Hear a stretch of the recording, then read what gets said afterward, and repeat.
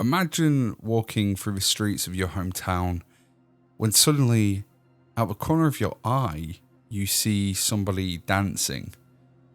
Well, there's no music, there's no festival, there's no celebration of any kind, yet they don't stop. And the longer you stare at them, the longer you realize that they are looking right through you. And hours of dancing soon turn into days, and to your astonishment, more people join in. And soon there are dozens, and then there are hundreds, and they are all caught in this bizarre and uncontrollable dance. Now, for most of us, this might seem like some kind of bizarre movie or a horror short story you might find on Reddit, or even a creepypasta. But in the summer of 1518, this is precisely what occurred in Strasbourg, France, and it's a real historical event known as the Dancing Plague. This all began in July in the year 1518, when a woman named Frau stepped into the streets of Strasbourg and began dancing. And she wasn't just, a light sort of jig here and there. It was a feverish and erratic kind of movement. And it continued for days. And to all the bystanders, she was just unable to stop. And her bizarre behavior obviously attracted attention. Within a week, there were more than 30 other people, and they were all captivated by this compulsive dance. They weren't going home, they weren't eating, they weren't sleeping, and they were dancing until their feet bled. And by August, the number of dancers had swelled to around 400 people. And every single day, it grew and grew. And this strange phenomenon persisted for nearly 2 months. And as dancers twirled and leapt uncontrollably, some collapsed from exhaustion, while others reportedly died from strokes or heart attacks. And it seemed as if the city had been cursed by an otherworldly force. It's a horrifying concept, all day and all night. The pitter-patter of blood-soaked feet hitting concrete and brickwork.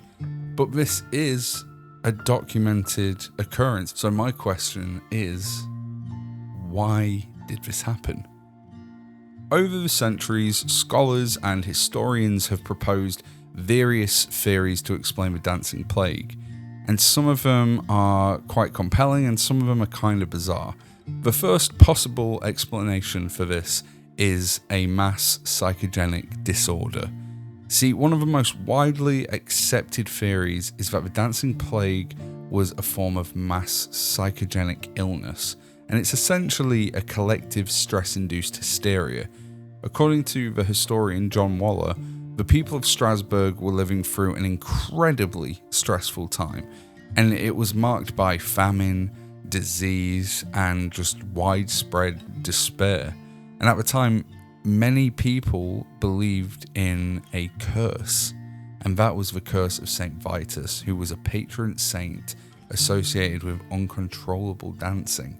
So the combination of superstition and extreme stress may have triggered a psychological epidemic where people unconsciously express their anxiety through dance. Another potential reason is ergot poisoning, and this is essentially a toxic mold that grows on damp rye.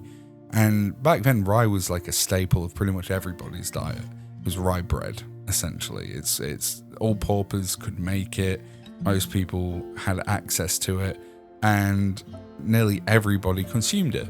So consuming this can cause hallucinations, convulsions, and muscle spasms. It struggles to kind of account for the sheer duration and the seemingly organized nature of the dancing plague, because this type of poisoning causes chaotic movements and not sort of sustained dancing for weeks on end. And finally, there is religious ecstasy or cult activity.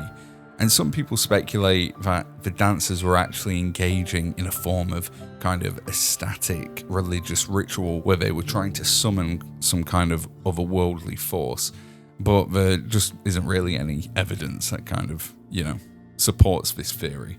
But it's a pretty, it's a pretty interesting one, to say the least. One of the wildest things about this entire thing, though, is how the city handled the problem. Based on the belief that the dancers needed to dance the fever away, they actually hired musicians and professional dancers to keep the afflicted people moving.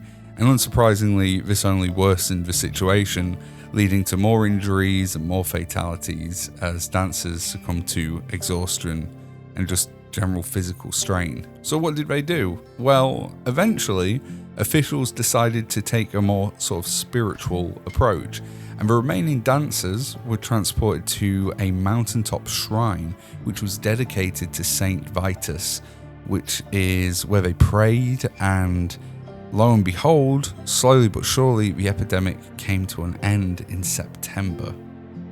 And to this day, the dancing plague of 1518 remains one of history's most bizarre and fascinating episodes, and it highlights the powerful interplay between cultural beliefs and psychological stress. But what do you think? That's all for today, guys. I really appreciate you taking the time to watch this video, and if you want to help support the channel and help it grow, you can go ahead and hit subscribe and maybe like today's video. But until next time, see ya.